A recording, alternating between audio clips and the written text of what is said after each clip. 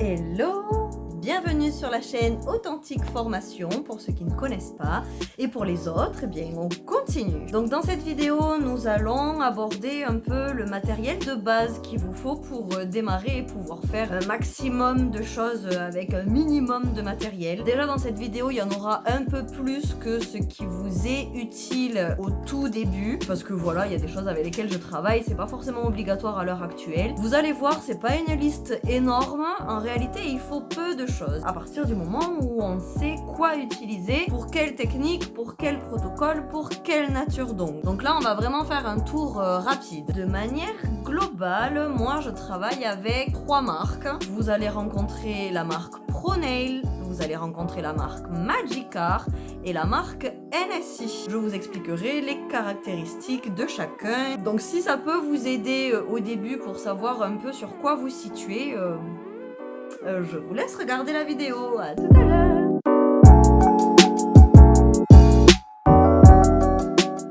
Avant toute chose, concernant le matériel, vous aurez besoin d'un protocole de désinfection. Vous pouvez utiliser ce genre de choses. Donc là, c'est le Purify de chez NSI, qui est, vous voyez, avec un pchit. Vous les avez en petit, en moyen et en recharge. Chez ProNail, vous pouvez rencontrer le Proseptic qui va être le plus alcoolisé des deux, ainsi que le Clinilotion qui sera le moins alcoolisé. L'un, vous voyez, pour le matériel et l'autre, vous voyez, pour les clientes. Et vous, évidemment. Sinon, vous pouvez aussi utiliser des alcools que vous trouvez partout. Ok ?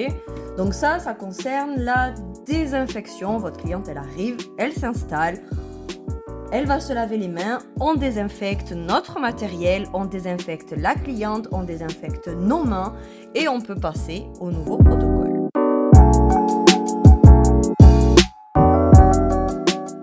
Afin de mettre en forme l'ongle de la cliente, qu'il soit naturel en début de protocole ou qu'il s'agisse de vos constructions, une fois que vous avez appliqué vos systèmes d'ongles, vous devez utiliser des limes. Vous pouvez rencontrer différentes formes qui sont faites pour différentes choses, évidemment. Donc moi, je ne travaille quasiment qu'à la demi-lune, puisque comme ça, j'ai les deux limes en même temps.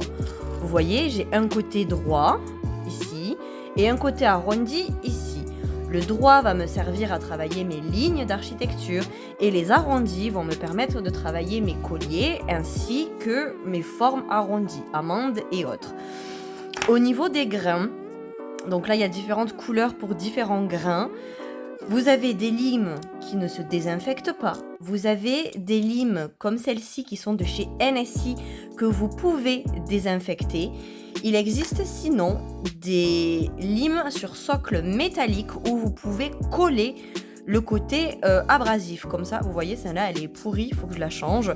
Comme ça, vous pouvez les changer plus facilement sans avoir à racheter des limes à chaque fois.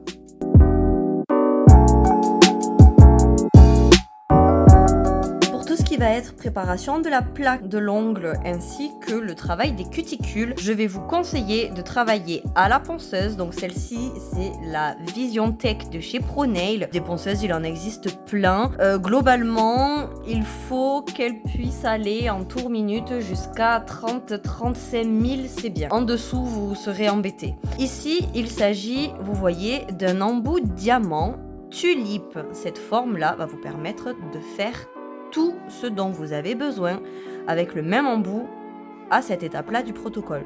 Donc préparation de la plaque, puis préparation des cuticules.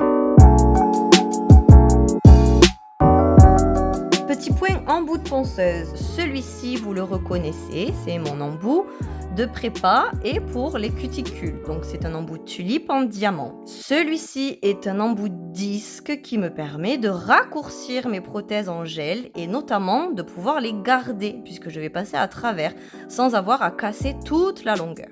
Ici, vous avez, ils sont très très sales, vous avez mes embouts de travail de dépose. Céramique, métallique, métallique. Le plus fin, celui-là, là, je m'en sers pour les pick-up. Les autres, je m'en sers vraiment pour la dépose. Pour tout ce qui va être structure, pour tout ce qui va être ponçage de la construction, vous pouvez travailler à l'émery. Donc les emeries, les cartons là, c'est à usage unique, hein, ça ne se désinfecte pas. Vous l'utilisez, vous le jetez et vous en remettez un. Il se peut même qu'on ait à en utiliser 2 voire 3 par cliente. Après tout limage et tout travail de l'ongle du gel, vous aurez besoin de dépoussiérer. Donc moi je travaille avec des petits plumeaux, vous voyez, très jolis en forme de rose. Alors ils sont très jolis, par contre ce ne sont pas des plumeaux au vu de l'épaisseur des poils que vous arriverez à désinfecter. Moi je vous conseille pour débuter, ça c'est vraiment joli, mais je vous conseille de travailler avec des brosses à poils plastiques que vous pouvez nettoyer beaucoup plus facilement.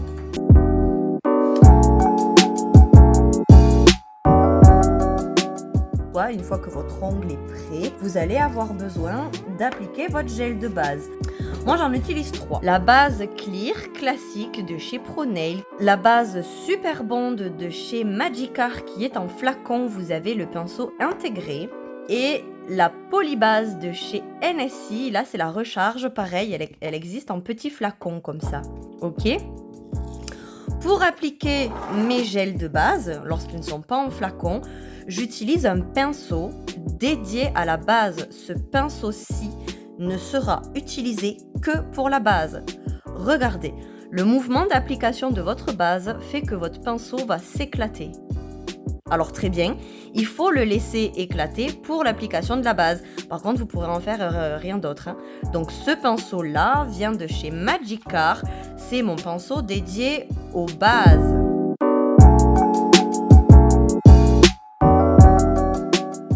Une fois que vous avez appliqué votre gel de base, vous allez devoir passer à la construction. Pour ça, vous devez adapter le gel de construction à ce que vous allez faire, longueur ou pas, forme artistique ou pas, et à l'ongle de la cliente, s'il est souple ou s'il est dur. Donc je vais vous en présenter 4.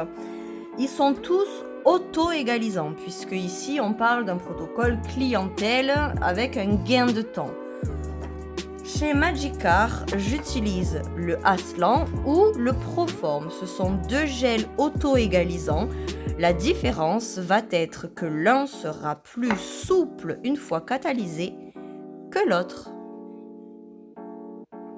Vous ferez attention en catalysant vos gels cover à ne pas les mettre en trop grosse épaisseur, ce qui pourrait jouer sur la bonne catalysation.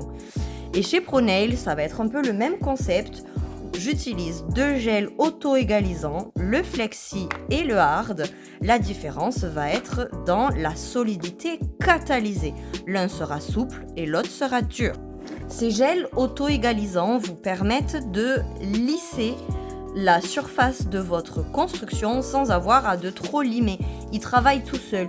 Pour l'application d'un gel de construction, moi je travaille avec 2 outils en fonction de ce que j'ai à faire.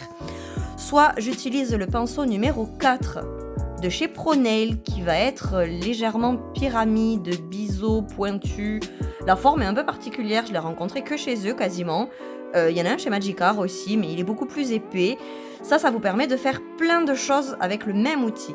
Sinon, vous pouvez travailler avec des pinceaux carrés. Vous voyez, celui-ci, il est de chez Magikar.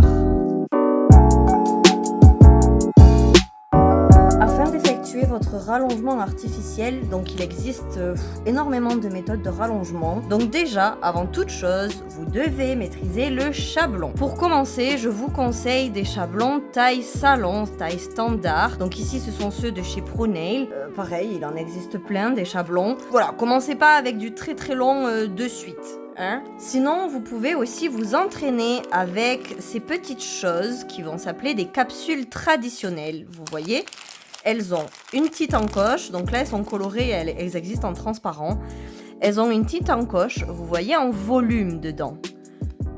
Elles s'appliquent en bout d'ongle. Ce sont vos rallongements. Donc là on est sur de la capsule traditionnelle.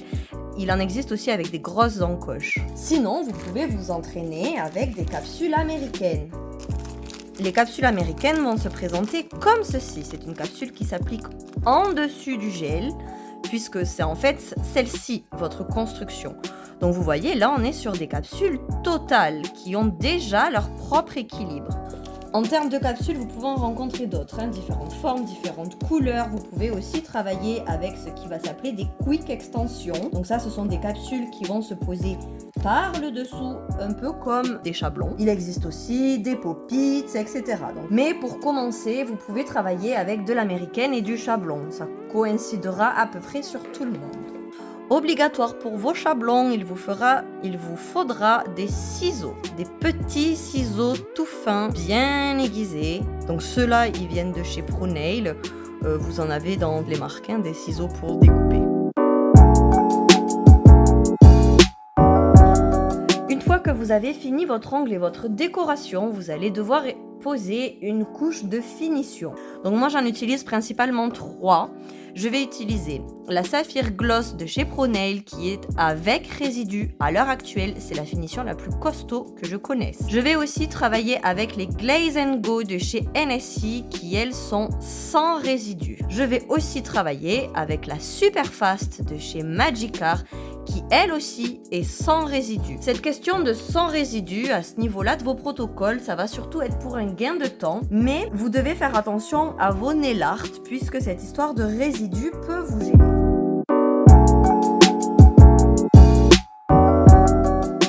En termes de couleurs pour vos décorations, moi j'en utilise plusieurs, ça va surtout dépendre des caractéristiques produits.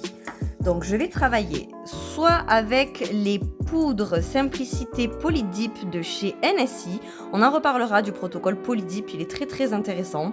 Soit j'utilise, alors ça ce sont mes petits chouchous, les Gelac de chez ProNail, ce sont des couleurs sans résidus, ce sont des pépites. Sinon vous pouvez travailler aussi avec des semi-permanents, donc ici c'est la collection de ProNail, les Sopolish, qui sont avec résidus. Ou j'utilise aussi les collections Polish Pro de chez NSI qui eux aussi sont avec résidus.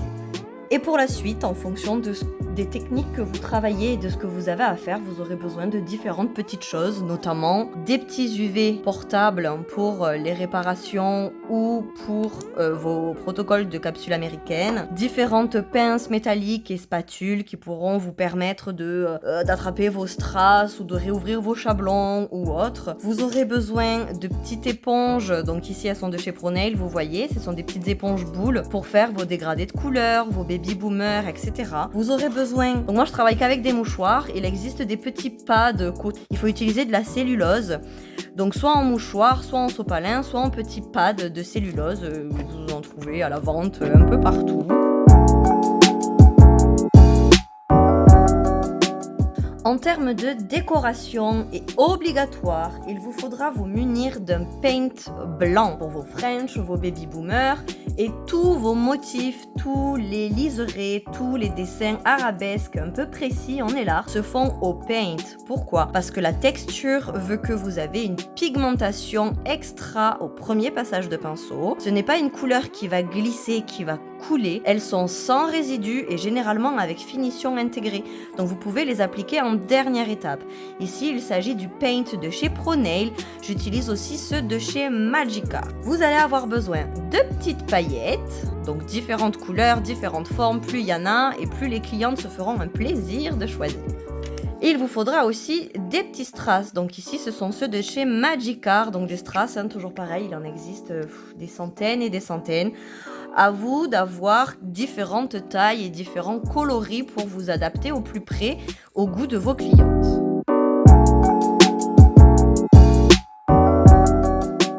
Petit point pinceau. Mes pinceaux langue de chat comme celui-ci, donc ça c'est le 2 de chez ProNail.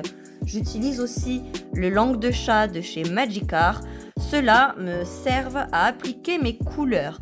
Le mieux est d'en avoir différents, donc minimum 3, afin de ne pas vous mélanger les pinceaux. Un pour les paillettes, un pour les couleurs foncées et un pour les couleurs claires. Ça vous évitera d'avoir des belles traces de notre couleur dans la pose de vos clientes. Je vais aussi utiliser pour tout ce qui va être one stroke ou technique de fleurs ou autre, des pinceaux plats différents, donc larges, pas larges, biseautés, pas biseautés. Vous voyez, qui me permettent de faire tous mes nail art. Donc ici, vous avez le One Stroke de chez Magikarp, Celui-ci sera le 13 de chez ProNail et celui-ci c'est le 11 de chez ProNail. Pour tout ce qui va être pigments, paillettes et poudre frottée, je vais utiliser deux sortes de pinceaux. Soit un en mousse, donc celui-ci vient de chez Magikarp, soit un rond un peu plat au bout, vous voyez. Donc celui-ci c'est le 16 de chez ProNail. Ces pinceaux-là vont me permettre de travailler des effets et de travailler des poudres pigments ou chromés. Ensuite, je travaille avec différents liners afin de faire des dessins précis, des petites arabesques, des petits motifs ou autres. Donc le long en noir, vous le reconnaissez maintenant, c'est le 7 de chez ProNail, qui sera mon plus large. J'ai le 7 mm de chez Magikarp qui est magique et le 11 toujours de chez Magikarp. Et après je vais utiliser d'autres pinceaux qui sont réservés à vraiment des techniques spécifiques. Mon petit pinceau 3D, mon double pour tout ce qui va être polygel, acrygel, ce genre de choses. Et un petit pinceau bien abîmé qui lui me sert au primer et uniquement au primer. Vous voyez, il n'est pas vraiment usé puisque j'en applique très peu.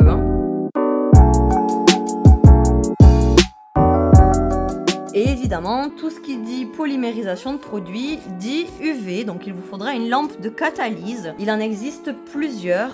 Là où vous devez faire attention, c'est à la longueur d'onde. Si elle n'est pas adaptée, vos gels catalyseront mal. Donc moi j'utilise la lampe de chez ProNail qui a différents modes de catalysation pour outrepasser, on va dire, ces sensations de chauffe qui peuvent surgir de temps en temps sur vos clientes. Les modes soft qui seront progressifs m'aideront à adoucir cette sensation de chauffe, là où les full qui sont en application complète seront un peu plus violents en termes de chauffe. Donc en fonction de ce que vous utilisez, ce sera l'un ou l'autre. Alors, vous avez vu, il n'y a pas énormément de choses. Ce qui va être important dans votre matériel, donc ça sert à rien d'en avoir 10 000. Vous n'allez pas tout utiliser, vous allez même oublier ce que vous avez, donc ça sert à rien d'en avoir de trop. Il vous faut des produits et du matériel qui vous est utile pour un peu tout, que vous pouvez légèrement transformer pour vous adapter au mieux. Et ce qui est très important quand on a son matériel et qu'on pratique en clientèle, c'est de connaître les caractéristiques produits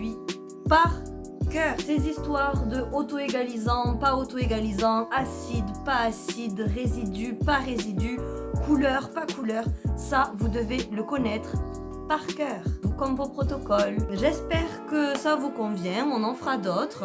N'hésitez pas à aller voir dans mes descriptions mes autres moyens de communication ainsi que le lien direct sur le site où vous pouvez trouver encore plein de choses. Et pour le reste, je vous dis à la semaine prochaine.